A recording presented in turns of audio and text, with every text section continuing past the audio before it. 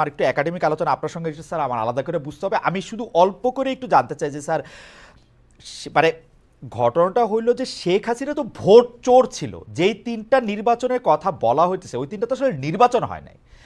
এই সরকার এসে একটা সুষ্ঠু নির্বাচন দিবে, যেই সুষ্ঠু নির্বাচনের ফলে জনগণের যে আকাঙ্ক্ষা সেটা আসলে আমরা কাউন্ট করতে পারবো, আমরা এটা মেজার করতে পারবো। তারপরে জনগণের আকাঙ্ক্ষায় থাকা যে সরকার, আসা যে সরকার, সেই সরকার আমরা কি চাই সেটার প্রতিফলন ঘটাবে। আমার কাছে হিসাবটা তো না, সহজ। এই আপনি আপনি যে জায়গাটায় মিস করছেন, জি স্যার। এই সরকারটা আসছে কিসের উইলের কারণে? আসছে উইলটা কি? উইলটা বেশি উইল উইলটা তো হইলো হচ্ছে হাসিনা চইলা যাক, সরকার যেই আসুক।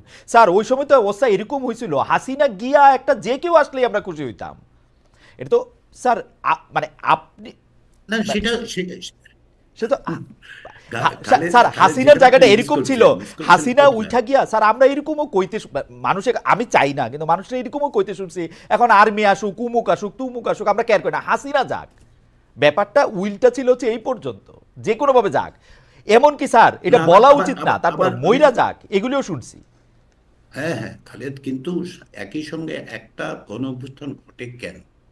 গণ অভ্যুত্থান ঘটার তো কতগুলি কারণ থাকে, এবং লক্ষ্য করে দেখুন, আপনি নিজেই বললেন যে এর নেতৃত্ব দিয়েছে বৈষম্য বিরোধী ছাত্র আন্দোলনকে, রাইট। তাই তো? রাইট।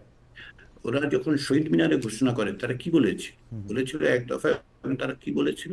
একটা অন্তর্বর্তী সরকার চাই এবং একটা নতুন রাজনৈতিক বন্দোবস্ত চাই।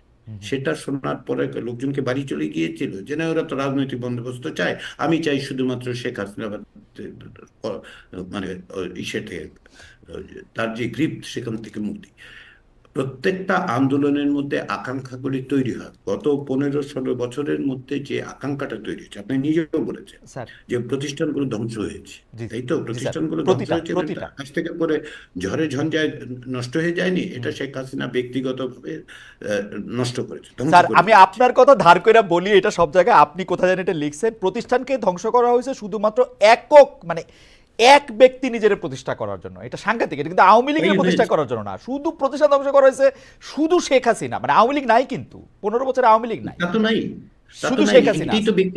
ব্যক্তিতান্ত্রিক স্বৈরতন্ত্র বাংলাদেশে, আবারও বলি, তোকে বলেছি আবারও বলি, দুইবার প্রতিষ্ঠিত হয়েছে। আপনি খেয়াল আছে কি, যারা যারা একটু আহ, মানে আমার মতো বয়সী, তাদের মনে থাকবে এক নেতা এক এক দেশ, হুম হুম এই স্লোগান হুম 1972, হুম 74, 75-এ তোলা হয়েছে, বিশেষত 75-এ তোলা হয়েছে। হুম বাংলাদেশে একটি সংবাদপত্রে হুম লেখা হয়েছিল, শেখ মুজিবের শাসন চাই, আইনের শাসন চাই না, এই জাতীয় কথাবার্তা। হুম তো সেগুলো তো আমরা জানি।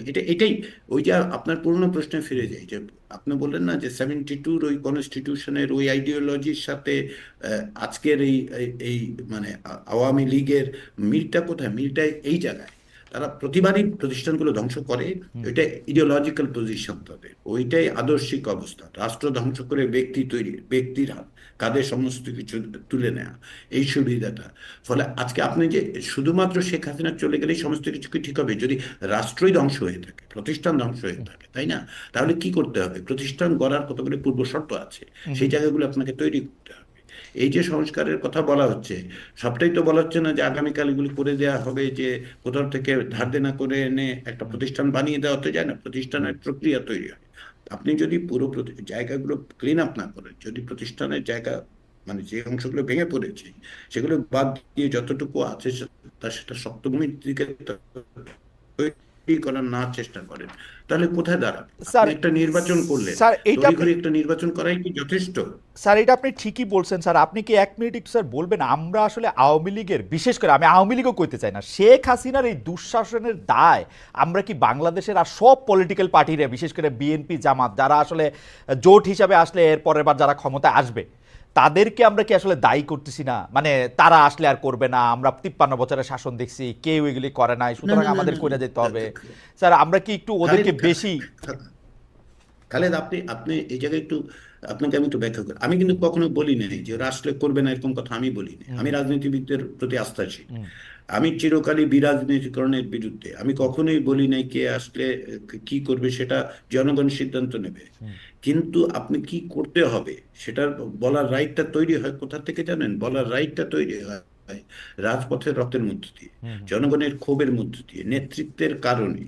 যে যে নতুন রাজনৈতিক বন্দোবস্তের কথা বলেছিলেন, ছাত্ররা, হুম, সেই কারণে এটা তৈরি হয়। শুধু তাই না, আপনি যদি দেখেন যে মানে অকস্মাৎ জুলাই 2024 সালের আন্দোলন সফল হয়েছে এরকম মনে করার কোনো কারণ আমি মনে করি না। হুম, বাংলাদেশে দীর্ঘদিন 15 বছর ধরে যে স্বৈরতান্ত্রিক শাসন, বিশেষত হুম, ব্যক্তিতান্ত্রিক স্বৈরতন্ত্র, যেটা আপনি বারবার বলছেন, আমি হুম, বলছি যে শেখ হাসিনার শাসন, তো এই জায়গায় থেকে বেরোবার পথটা কি? এটা তো ওই সময় যে আন্দোলনগুলো হয়েছে, হুম, সেই আন্দোলনগুলিরই তো এক ধরনের ধারাবাহিকতার মধ্যে আমরা জুলাইতে দেখতে পাই। হুম, কারণ হচ্ছে অ্যাট্রসিটিটার এক্সটেন্টটা হাই, রাইট। কিন্তু এবং অ্যাসপিরেশনের জায়গাটা কিন্তু সেই। এবং এইটার কারণ হিসেবে মানে এইটা আমরা দেখতে পাচ্ছি যে এই যে এখন যারা মানে ক্ষমতায় আসে, বিশেষ করে আমাদের বৈষম্য বিরোধী ছাত্র আন্দোলন থেকে যেসব উপদেষ্টারা এবং উপদেষ্টারও বড় উপদেষ্টারা, অতি উপদেষ্টারা যারা আসেন, তাদের আচার আচরণ এটা দেখা যায়। তারা আইন নিজের হাতে তুলে নিতেছেন, বিচার নিজেরা করতেছেন, সালিশ করতেছেন, মানে একদম। এবং কেউ অন্যটা বললে শেখ হাসিনার মতোই শেখ হাসিনার গলায়ও ধমকাইতেছেন স্যার। এটা কি না, আপনি দেখতেছেন? এইটা অন্য আলোচনা। এই দায়িত্ব না আমাকে স্যার, এই না স্যার, দায়িত্ব দিয়ে আমি লাভ আপনার নেই। এটা বইলা রাখলাম আর কি। আমি ঠিক করছি এখন থেকে না, প্রতিবার কারণ এটা এটা করে নিয়ে একটু আবার করে কথা বলবো। বলা যায়, কিন্তু আমরা আসলে ওই আলোচনাটা করি যে আলোচনাটা করার জন্য রাইট, আমরা এখানে রাইট। আমি একত্রিত আমি হয়েছি। ওই আলোচনা আসছি স্যার।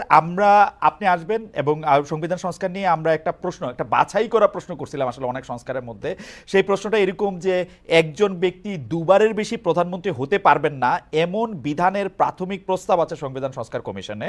24 ঘন্টার একটু বেশি সময় হয়েছে স্যার, 1,78,000 দর্শক ভোট দিয়েছেন যে 94 ভাগই চান যে দুবারের বেশি প্রধানমন্ত্রী হতে পারবেন না এরকম একটা জায়গার মধ্যে স্যার কথা। স্যার আমাদের এইবারের যে প্রশ্ন, আপনি এটা নিয়ে মন্তব্য করতেও পারেন নাও পারেন স্যার, আমাদের এবারে যে প্রশ্ন যে অন্তর্বর্তী সরকার টিএসসিতে বা শহীদ মিনারের শপথটা নিয়ে বঙ্গভবনে বর্তমান সংবিধানের অধীনে শপথ নেয় জুলাই বিপ্লব নস্যাৎ হয়ে গেছে। আমাদের এমন কথা বলছেন হচ্ছে কবি রাষ্ট্রচিন্তক আমরা যাকে বলি জনাব ফরহাদ মজার। অন্যদিকে মির্জা ফখরুল ইসলাম আলমগীর বলছেন যে বর্তমান সাংবিধানিক ধারাবাহিকতা তিনি জোর দিচ্ছেন।